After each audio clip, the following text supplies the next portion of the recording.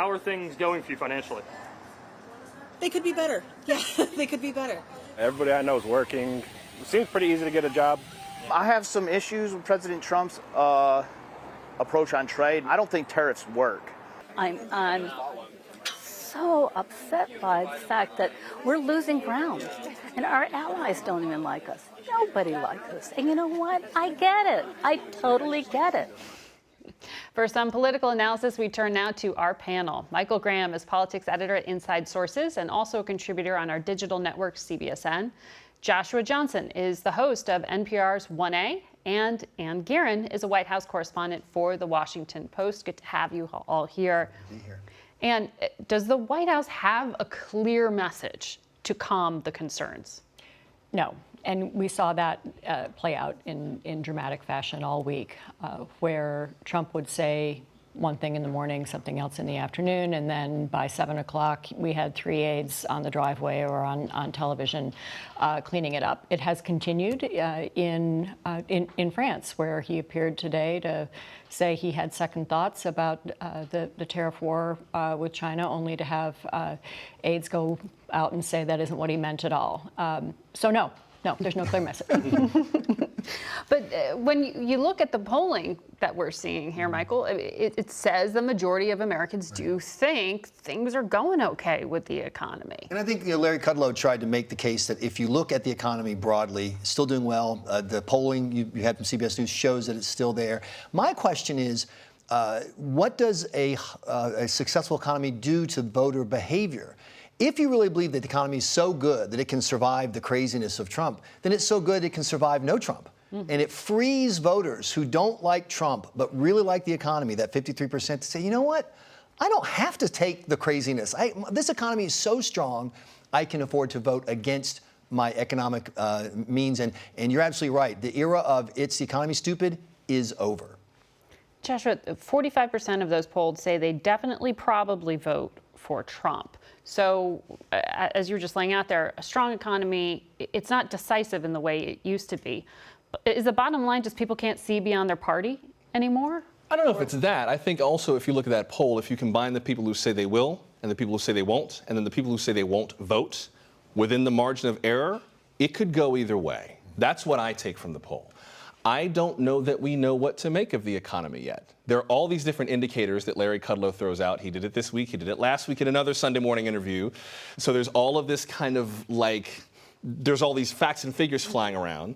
Then you have your own personal fortune. You think, well, I can still pay my bills. I can still gas the car up. I'm still going to work. My paycheck hasn't dropped. My health insurance hasn't gotten that much more expensive. Maybe I'm okay.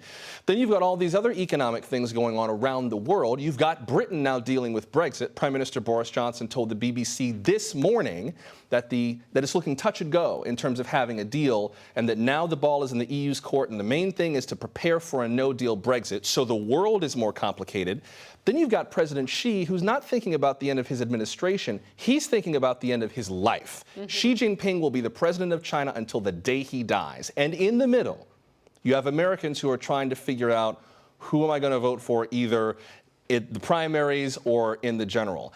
I think it's going to come down to when people start canceling their Netflix subscriptions. I mean, when it comes down to the creature comforts that we have, to feeling that day-to-day life has changed, we're not there yet. So I totally understand why people are kind of, well, maybe I like the economy. I'm not sure I like the fact that he tweets so much, but everything seems to be okay.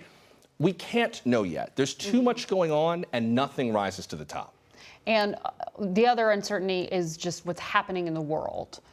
We saw some breaking headlines that Iran's top diplomat, Javad Zarif, has made this surprise visit to the G7. What is he there for? Is he meeting with President Trump?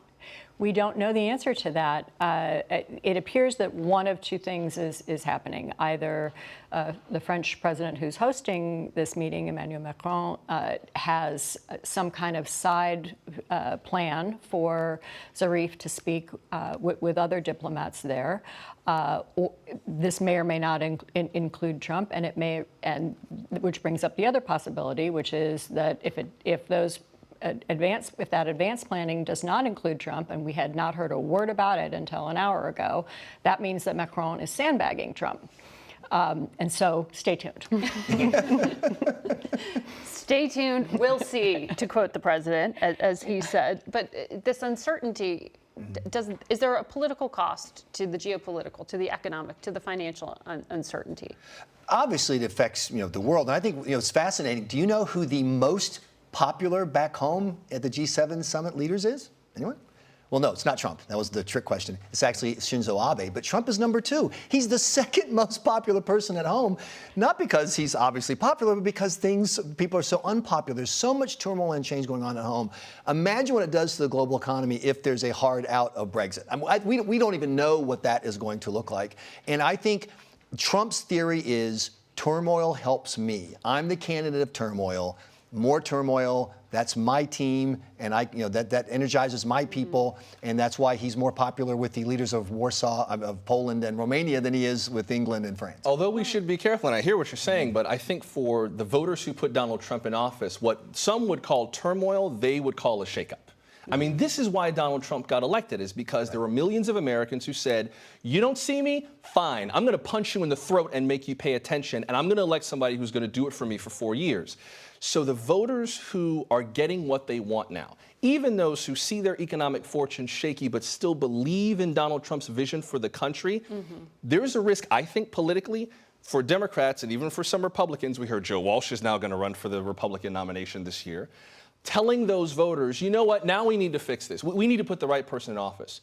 You're really going to tell tens of millions of Americans that I'm what's wrong with the country because I put the wrong president in office and he's doing what I want him to do just because you don't like him in the media and the press and inside the Beltway? Are you supposed to make me feel like I'm the problem now?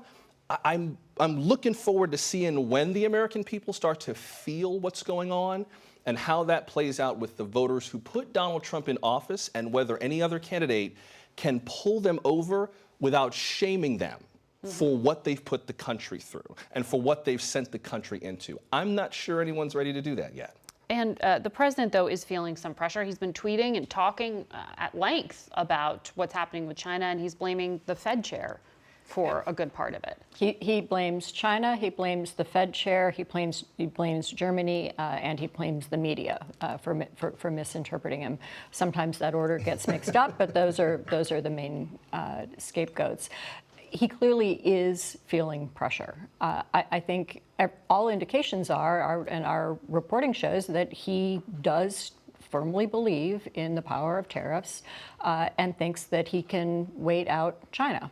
The problem is that China thinks that China can wait out Trump. And yes, the U.S. economy is larger and stronger. Yes, Trump has a lot of cards that he can play, but he doesn't have a command economy the way China does. He doesn't have the state control that China does, where they could just demand that they wait him out. We will stay tuned. Thanks to all of you for joining us.